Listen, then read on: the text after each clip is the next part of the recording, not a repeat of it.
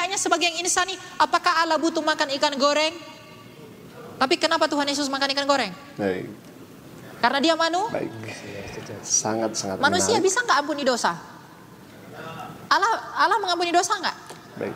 Ya Yesus mengampuni dosa nggak? Sangat menarik. Berarti dia juga adalah Kita akan tanggapi. Berarti dia bukan hanya manusia, bukan hanya Allah, tapi dia adalah manusia dan Allah. Dia Baik. sepenuhnya manusia dan sepenuhnya Allah. Ya, sama seperti yang di sebelah ya. Mereka percaya firman Allah menjadi buku. Baik. Nah, buku itu punya dua kodrat. Dia adalah Sangat, firman sangat dan dia menarik. adalah kertas. Ketika kertas itu terbakar, apakah menarik, firman Allah ya. terbakar? Kita akan tanggapi. Nah, firman Allah ketika menjadi manusia, ketika firman Allah dalam keadaannya sebagai manusia Baik. itu mati, apakah kealahan mati?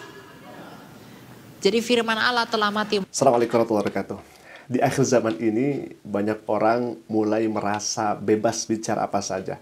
Bahkan tentang agama yang mereka tidak pahami dan mereka tidak yakin, ya ikhwah. Mereka mengangkat tentang Islam, namun mereka sendiri tidak mengetahui apa itu dinul Islam. Padahal belum bisa membedakan antara firman Allah dan buku itu sendiri. Mereka bandingkan Islam dengan kepercayaan mereka sendiri. Seakan-akan semua agama itu bisa diukur dengan cara pandang yang sama. Dan yang lebih menyedihkan lagi di sini, ada yang berkata firman Allah itu berubah menjadi buku. Sama seperti dalam Kristen, firman Allah berubah menjadi manusia. Ya.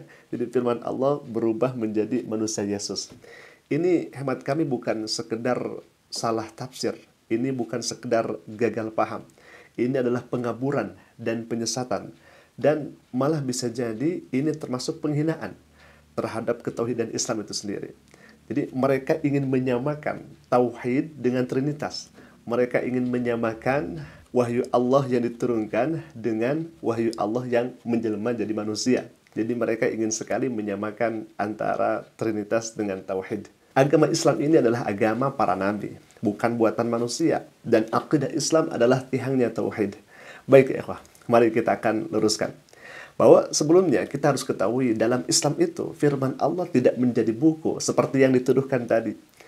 Analogi firman Allah jadi buku dalam Islam dan firman Allah jadi manusia dalam Kristen, mengatakan dua hal ini sama, ini merupakan keliru secara teologi dan ini merupakan penyesatan secara konseptual. Bisa jadi ini sudah merupakan pembodohan publik ya ikhwah.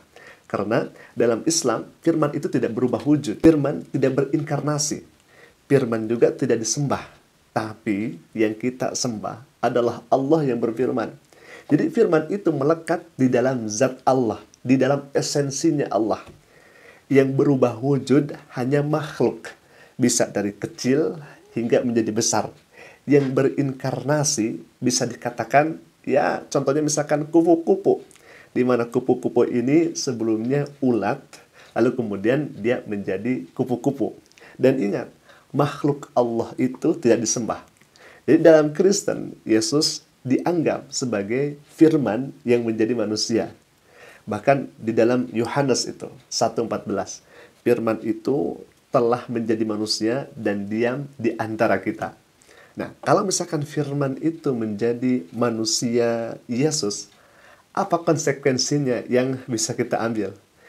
Firman yang sebelumnya itu universal dan tidak terbatas, kini bisa jadi terbatas dalam satu tubuh manusia yang disebut dengan Yesus. Maka secara logika di sini, firman tidak lagi meliputi seluruh alam semesta. Kenapa? Karena sudah menjadi satu pribadi fisik yang terikat ruang dan waktu. Lahir di Palestina, tinggal di bumi, lalu mati menurut keyakinan mereka. Maka firman itu tidak ada lagi di langit, tidak ada di planet lain, tidak ada di galaksi lain, bahkan tidak bisa berada di tempat lain selain daripada tubuh Yesus.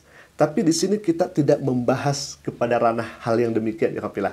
Tetapi kita akan fokus kepada hal yang kemudian disalahpahami oleh orang ini, bahwa katanya firman Allah menjadi buku. Sedangkan buku di sini kami tegaskan adalah makhluk. Harus dibedakan ya. Firman Allah menjadi makhluk dengan makhluk diciptakan melalui firman. Ini harus dibedakan.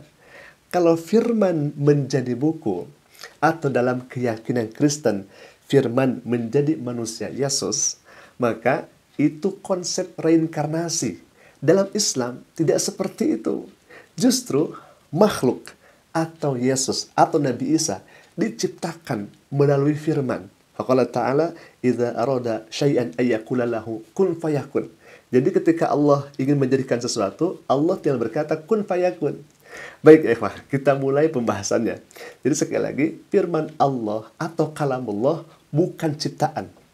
Allah berfirman, dan jika salah seorang dari orang-orang musyrik itu meminta perlindungan kepadamu, maka lindungilah agar ia mendengar kalamullah atau firman Allah.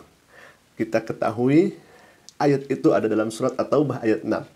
Kalamullah adalah sifat Allah, tidak berubah menjadi materi.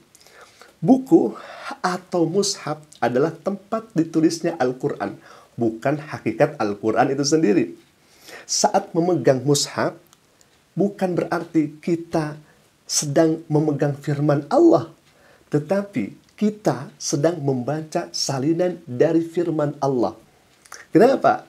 Karena Al-Quran sebelumnya pernah ditulis di berbagai media di zaman Nabi, seperti misalkan di kulit binatang, atau misalkan di pelepah kurma, atau di batu tipis, dan kemudian dibukukan dalam bentuk mushaf.